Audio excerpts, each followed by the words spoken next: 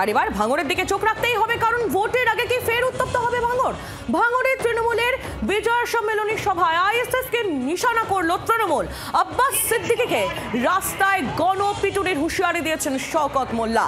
2026-এর ভোটে ভাঙড়ে আইএসএফ হারবেই, এই তোপ সায়নী ঘোষের। অর্থাৎ একদিকে আমরা দেখলাম তৃণমূলের তরফ থেকে রীতিমতো তোপ দাগা হচ্ছে, সেই ছবি আপনাদের সামনে আমরা অবশ্যই তুলে দেবো, সায়নীর বক্তব্য আপনাদের শোনাবো। তার আগে ভোটের আগে ভাঙড় উত্তপ্ত হওয়ার যে সম্ভাবনা সেটা কিন্তু আরো বেশি জোরদার হচ্ছে। তৃণমূলের বিজয় সম্মেলনের সময় একেবারে সরাসরি আইএসএফ কে নিশানা তৃণমূলের।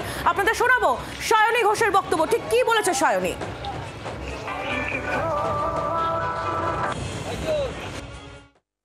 মঞ্চ থেকে আপনারা কথা দিন যে 2026 সালে বিধানসভা নির্বাচন নওশাদ সিদ্দিকী তো হারবেই, আইএসএফ তো হারবেই। মমতা বন্দ্যোপাধ্যায় अब की बार 250 पार, बीजेपी पगार पार। প্রসেনজিৎ সর্দার আমাদের প্রতিনিধি রয়েছেন আমাদের সঙ্গে টেলিফোন লাইনে। প্রসেনজিৎ, একেবারে সরাসরি মঞ্চ থেকে নিশানা করা হলো আইএসএফ কে, একদিকে সায়নী অন্যদিকে শওকত মোল্লাও।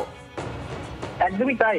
সায়নী ঘোষ কিন্তু পরিষ্কার জানিয়েছেন, এই যাদবপুর লোকসভার যিনি সাংসদ তিনি বলেছেন যে কড়া তিনি ভাষায় কিন্তু জবাব দিয়েছেন 2026 বিধানসভা নির্বাচনে ভাঙড়ে থেকে আইএসএফ হারবেই, এবং চ্যালেঞ্জ নিয়ে তিনি কথা বলেছিলেন, যেটা বারে বারে শওকত মোল্লা বলেন। এবং নওশাদ সিদ্দিক এবারে তো হেরে এখান থেকে ফুরফুরা শরীফে চলে যাবে, সে কথাও কিন্তু তিনি জানান। পাশাপাশি শওকত মোল্লা দাবি করেন যে নওশাদ সিদ্দিকের দাদা আব্বাস সিদ্দিক যেভাবে মন্তব্য করছেন তাতে করে রাস্তায় নামলে তাকে গণধোলাই দেওয়া হবে, এমনই কিন্তু হুঁশিয়ারি দিয়েছেন। মানে সব মিলিয়ে আইএসএফ এর বিরুদ্ধে যে আরো একবার হুঁশিয়ারি দিলেন এই শওকত মোল্লা সহ যাদবপুর লোকসভার নেত্রী সায়নী ঘোষ, তাতে করে কিন্তু এলাকায় যেমন রাজনৈতিকভাবে চাঞ্চল্য ছড়িয়েছে, বিরোধীরা কিন্তু এটাও বলেছেন যে 2026-এ ভোটের সময় যদি রাজনৈতিক অশান্তি একেবারে প্রসেনজিৎ, ধন্যবাদ তোমায়। প্রসেনজিৎ সর্দার আমাদের প্রতিনিধি ছিলেন আমাদের সঙ্গে টেলিফোন লাইনে। আপনাদের শোনাবো ঠিক কি হুঁশিয়ারি দিয়েছেন শওকত মোল্লা। কেউ কেউ বলে আব্বাসকে বলে পীরের সন্তান, আমি বলছি পীরের শয়তান। এর কথাবার্তা শুনলে রাস্তাঘাটে গণধোলাই দেওয়া উচিত। নিজেকে নবী বলে দাবি করে, নিজের নামে দরুদ পড়তে বলে।